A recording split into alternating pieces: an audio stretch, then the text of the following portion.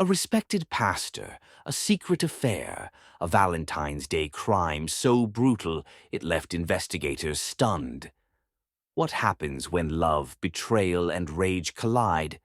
New Orleans, famous for its music, its mystique, its ghosts of the past. But on one February night, the city became home to something else. A crime so shocking, so unthinkable, that even the most seasoned detectives struggled to comprehend what they had found. It began with a love story, one that should have remained in the pages of a romance novel. Instead, it became something entirely else, and by the time the truth was uncovered, it was already too late. This is the story of a crime that should have never happened. But it did. Reverend James Holloway was more than a pastor. He was a leader, a mentor, a man whose presence could calm a storm, whose words could move an entire congregation to tears. To the people of New Orleans, he was a beacon of faith, a devoted husband, and a loving father. But appearances have a way of deceiving, and James Holloway had a secret. Alisha Carter, a voice as smooth as silk, a presence that commanded attention. She was young, charismatic, and a rising star in the church choir. And she was in love with the pastor, or at least, that's what she believed. Behind the stained glass windows of St. Augustine's Church, whispers traveled fast. But no one wanted to believe them.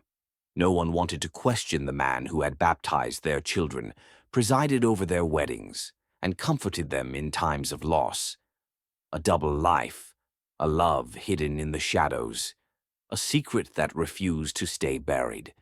And while James Holloway preached about sin and redemption on Sundays, by nightfall, he was indulging in a temptation he couldn't resist. But what seemed like a passionate love story was about to take a dark, deadly turn. February 14th, a day meant for love, for flowers, candlelit dinners, whispered promises exchanged between lovers, a day where hearts are full and expectations run high.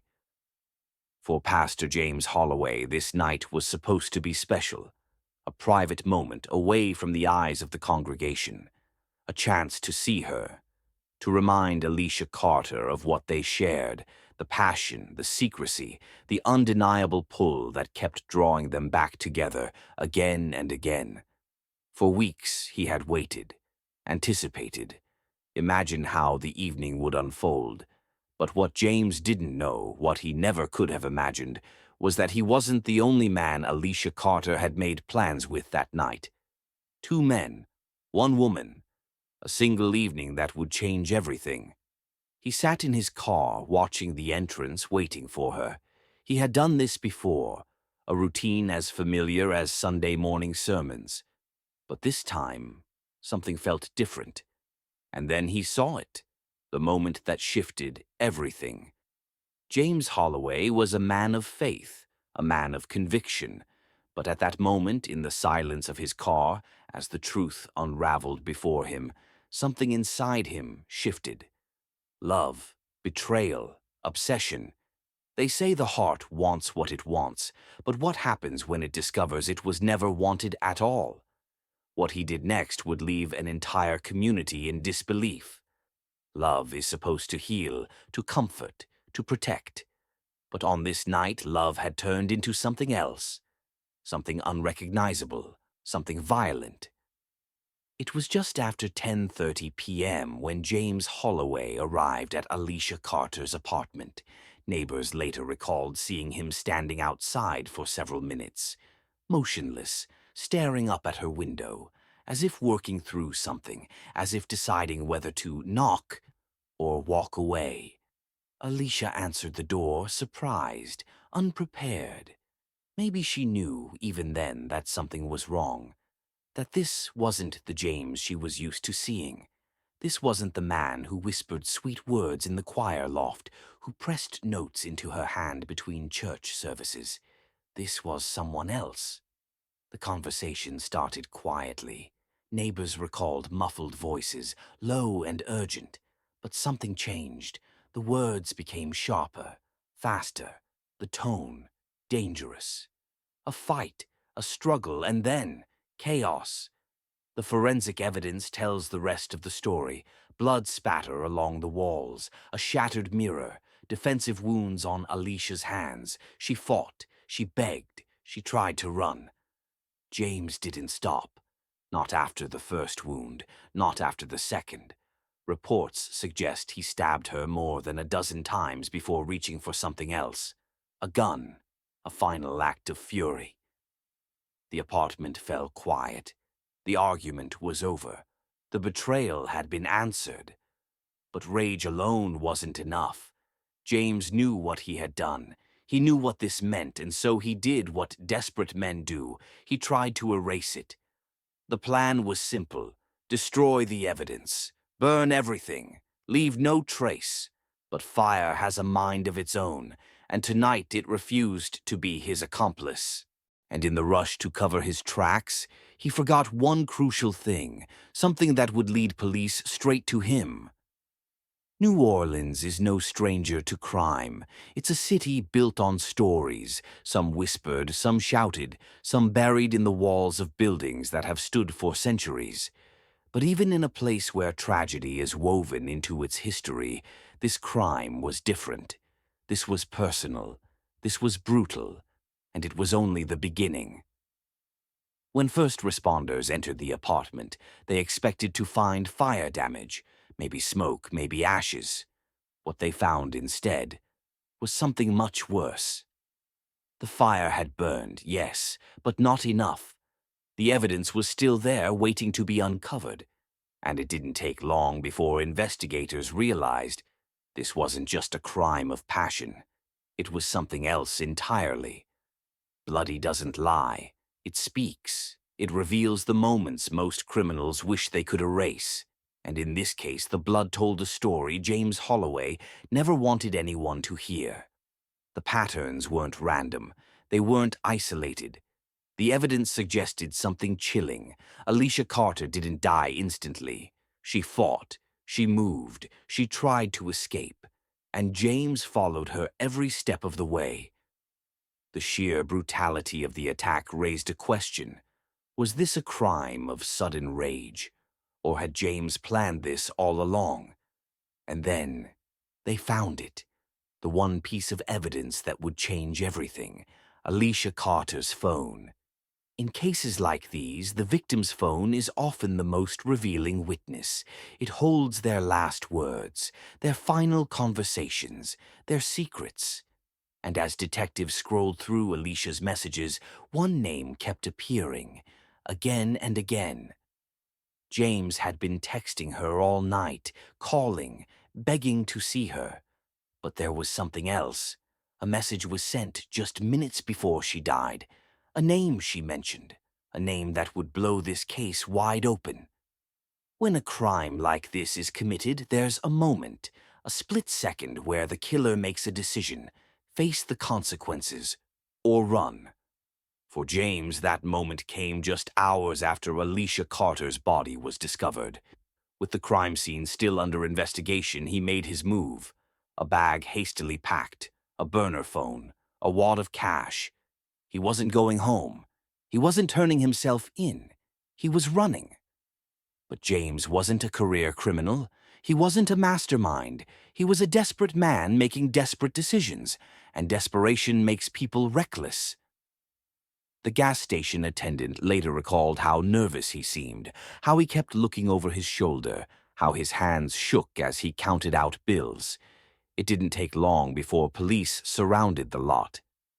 It was over in less than 2 minutes.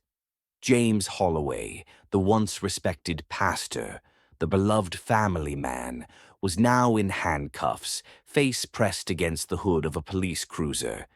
His future out of his hands. The trial of James Holloway was one of the most highly publicized cases in recent New Orleans history. A pastor accused of a brutal, premeditated murder. The courtroom was filled with people who had once admired him, parishioners who had looked up to him, families who had prayed with him. Now they were here for answers. The testimonies were heartbreaking. Alicia's family spoke of her dreams, her kindness, and her love for music. They described the horror of that night, the phone call, the police knocking on their door, the unbearable grief of losing their daughter in such a brutal way. But the prosecution wasn't just focused on the crime itself. They wanted to understand what drove James Holloway to such violent extremes. Was this truly a crime of passion, or was there something darker at play? Psychologists dissected his behavior, his past, and his mental state leading up to the murder. What they found painted a disturbing picture. James Holloway was a man living two lives. To the world, he was a leader, a man of faith, a loving husband. But behind closed doors, he was consumed by obsession, by control, by the need to possess Alisha Carter completely. And when he realized he couldn't, he snapped. But even with all the evidence, all the testimonies, all the forensic proof, the case was about to take an unexpected turn. Because then a witness came forward with new, chilling details. A crime like this doesn't just disappear. It lingers. It takes on a life of its own. In New Orleans, a city where history and mystery walk hand in hand, the case of James Holloway and Alisha Carter became more than just a headline. It became a question, a debate, a story with no easy answers. The trial may have been held in a courtroom, but the real judgment was happening out here, in coffee shops, in church pews, on the streets of a city struggling to make sense of what had happened. To some, James Holloway was a monster, a manipulative man who hid behind his faith, using it as a shield while he led a double life. A man who couldn't accept rejection, who saw murder as his only way to regain control. But others weren't so sure. Some saw James not as a cold-blooded killer, but as a broken man. A man pushed to the edge, manipulated, backed into a corner. To them, Alisha Carter wasn't an innocent victim. She was part of something bigger. Rumors spread, theories formed, and soon the question wasn't just about who had killed Alisha Carter. It was about why. Experts began dissecting every piece of evidence, looking for signs of premeditation. Had James planned this all along? Was the rage real, or was it simply a convenient excuse? James had tried to cover his tracks. He had erased messages, disposed of evidence, and even attempted to destroy Alicia's body. These were not the actions of a man who lost control in a moment of passion. These were the actions of a man trying to hide something. But then, there was another theory, one that painted a very different picture of that night. In the days after the murder, whispers of a setup began circulating. Alisha Carter's affair wasn't just an affair, some believed. It was something more, a trap, and James had walked right into it. Phone records revealed that in the weeks leading up to her death, Alisha had been in contact with another man, someone James may not have been aware of. But who was he, and what was his role in all of this? Theories spiraled. Some believed Alisha was using James, stringing him along, playing a dangerous game that ended in tragedy. Others believed she was being used herself, caught in something she never fully understood. And then came the most unsettling question of all. Could this tragedy have been prevented? There were signs, hints of instability, moments where James's mask had slipped, even if only for a second. In hindsight, some wondered, had James always been capable of this? Were there red flags ignored, warnings dismissed, and if someone had acted sooner, would Alisha Carter still be alive? The answers may never be clear, but one thing is certain. This case, this tragedy, this brutal collision of love, betrayal, and violence will haunt New Orleans forever.